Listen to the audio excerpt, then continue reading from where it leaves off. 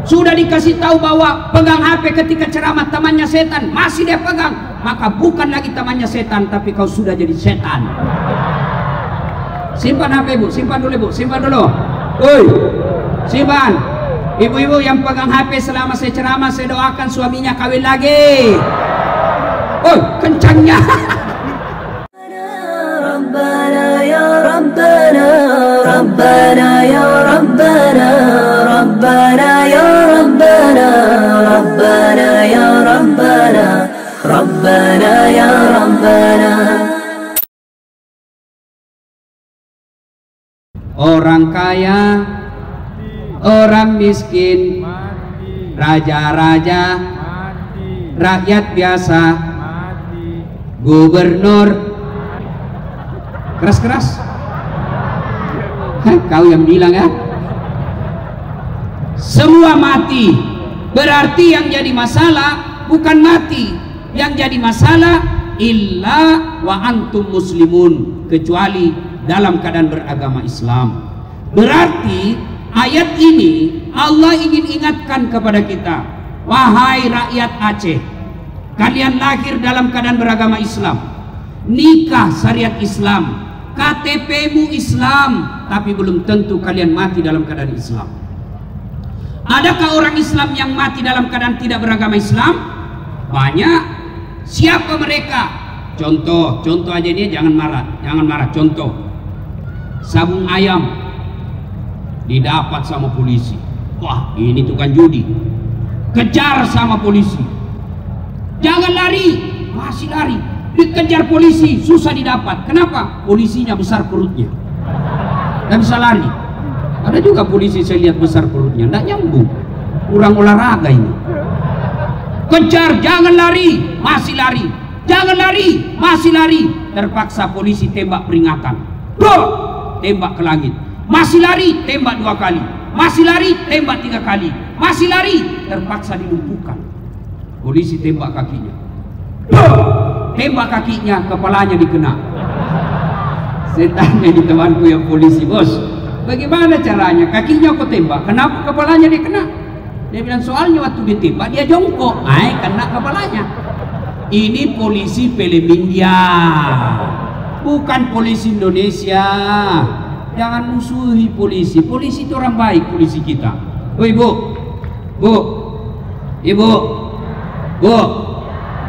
rumah dirampok, harta dijarah, suami dibunuh, anak gadis diperkosa. Ibu tahu ciri-cirinya, ibu tahu pelakunya. Bu lari ke kantor polisi, tolong pak polisi, kejar pelakunya, ini orangnya. Apa kata polisi? Mohon maaf, baru saja polisi bubar.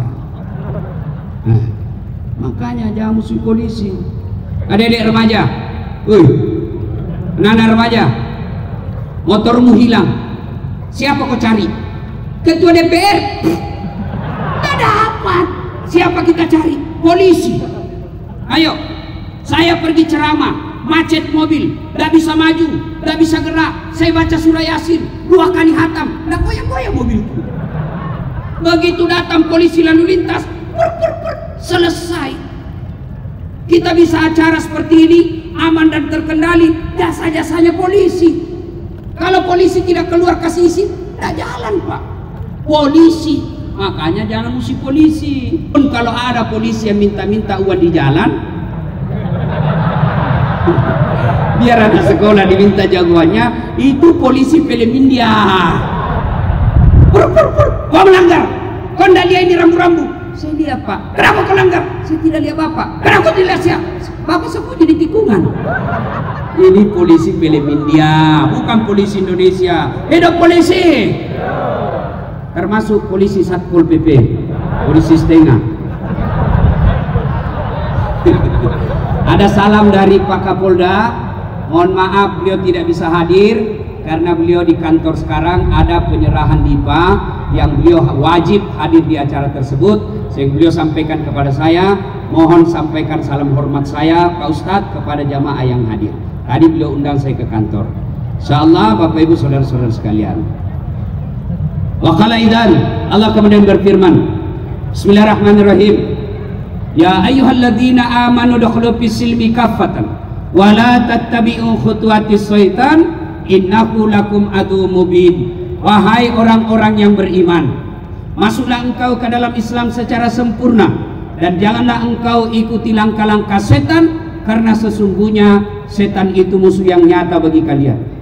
Ketika Bapak Ibu mendapat undangan untuk hadir maulid seperti ini di medsos, surat resmi dari wali kota, setan menggoda kita, tidak usah kau hadir, tidak usah kau hadir, jauh, panas, matahari, terik matahari, tidak usah kau datang, tidak usah kau datang. Maka alhamdulillah Bapak Ibu datang di tempat ini berarti berhasil mengalahkan setan yang ada di rumah.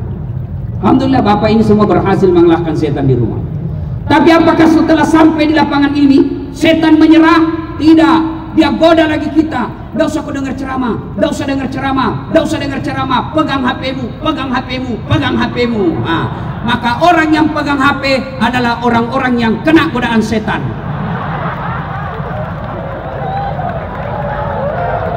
Orang sudah ceramah masih juga guys, setan itu HP-mu. Woi bu, woi, sudah dikasih tahu bahwa pegang HP ketika ceramah temannya setan, masih dia pegang, maka bukan lagi temannya setan, tapi kau sudah jadi setan. Simpan HP bu, simpan dulu bu, simpan dulu. Woi, simpan. Ibu-ibu yang pegang HP selama saya ceramah, saya doakan suaminya kawin lagi. Oh, kencangnya. Simpan. Woi bu, simpan. Pasti kalau ibu pegang HP bukan ceramah yang disimak, HP-nya terus. Karena di Makassar ibu, kan penggemar saya ini kan banyak ibu-ibu. Ibu-ibu yang sudah muka sakaratil maut. Saya lagi ceramah, tiba-tiba ada ibu membelakangi. Dalam hati saya, barusannya ada orang ceramah, saya di belakangi saya. Ternyata diambil HP-nya, selfie. Lalu dia tulis di WhatsApp-nya, latar belakang das atlatik. Saya dijadikan background. Kok kira saya pot bunga? Sudah itu dia kejar lagi saya. Ustadz, boleh selfie? Ini pekerjaan paling susah. Orang keringatan, capek disuruh selfie. Dan harus dilayani. Kalau tidak dilayani, update status Ustadz sombong dari Makassar. Sudahlah, kita selfie. Ayo Ustadz selfie. Ulang kabur Ustadz. Ulang lagi. Ulang Ustadz kabur. Bukan kabur, mukamu yang kabur. Bukan HP yang rusak, muka. Simpan ibu, bisa simpan HP-nya dulu? Bisa? Bisa? Nah, saya jelaskan kenapa saya larang siaran langsung ketika saya ceramah. Ini bu, saya doktor saya ada dua. Satu diantaranya doktor di bidang komunikasi massa. Saya sekolah ke luar negeri tentang media sosial. Saya sekolah itu pak. Ternyata saya pelajari di media sosial Indonesia ini ada orang yang menunggu-nunggu ulama kecoplosan ngomong, dia share sehingga dia cari duit dari itu. Contoh paling akbar, contoh paling dekat, guru kita Abdul Somad. Beliau ceramah secara langsung ditanya, Ustadz bagaimana hukumnya main catur? Beliau jawab, haram apabila azan berkomandan kalian masih catur. Dipotong masih caturnya. Akhirnya marah seluruh pemain catur di Indonesia. Padahal dipotong. Haram apabila azan masih berkomandan kalian masih main. Saya ditanya, Ustadz Das'ad bagaimana hukumnya main catur? Haram. Betul Ustadz, haram. Kok bisa? Kau bunuh pak, kau Perdana Menteri sama Raja. Kan tidak bisa menang kalau tidak bunuh Perdana Menteri. Nah, membunuh haram. Maka tolong disimpan dulu HP-nya, kita dengar ceramah baik-baik. Bisa? Wakala idzan bismillahirrahmanirrahim. Innallaha wa malaikatahu yusalluna ala nabi ya ayyuhalladzina amanu sallu alaihi wa sallimu taslima. Sesungguhnya Allah dan para malaikatnya bersalawat kepada Rasulullah Muhammad sallallahu alaihi wasallam, maka wahai orang-orang yang beriman, bersalawatlah kalian kepada Rasulullah dengan sebaik-baik salawat. Allahumma salli ala sayyidina Muhammad wa ala ali sayyidina Muhammad. Ibu bapak, saudara-saudara sekalian teristimewa yang kita hormati, Bapak PLT Gubernur yang saya muliakan, Bapak Wali Kota dan Wakil Wali Kota yang saya hormati, tuan-tuan guru alim ulama yang insya Allah dimuliakan dan dirahmati oleh Allah Subhanahu wa Ta'ala. Saya lihat-lihat itu, saya bilang Pak Wali, kenapa tidak ada fotonya Pak Gubernur? Beliau jawab, Ustadz, kalau ada fotonya gubernur hancur kita. Kenapa? Langsung kita jelek kalau ada gubernur di situ. Karena gubernur ini gagah dan tinggi. Oh, saya bilang, oh begitu, pantas ya. Saya bilang, untung kalau ada gubernur di situ langsung jelek kita bertiga, Pak. Ibu bapak, saudara-saudara sekalian, pertama yang saya mau sampaikan, waktu yang sangat ringkas dan kita kepanasan. Siapa, berapa nomor punggungnya Lionel Messi? 10. Berapa? 10. Oh, 10. Bapak Satpol PP, berapa nomor punggungnya Ronaldo? 7. Ibu-ibu, berapa nomor punggungnya Neymar? Nah, ada yang tahu? Hampir semua tahu. Saya mau tanya, ibu-ibu, siapa nama anak bungsunya Nabi? Hah? Saya kasih hadiah. Ayo. Nih, bapak-bapak polisi, berapa anaknya Nabi?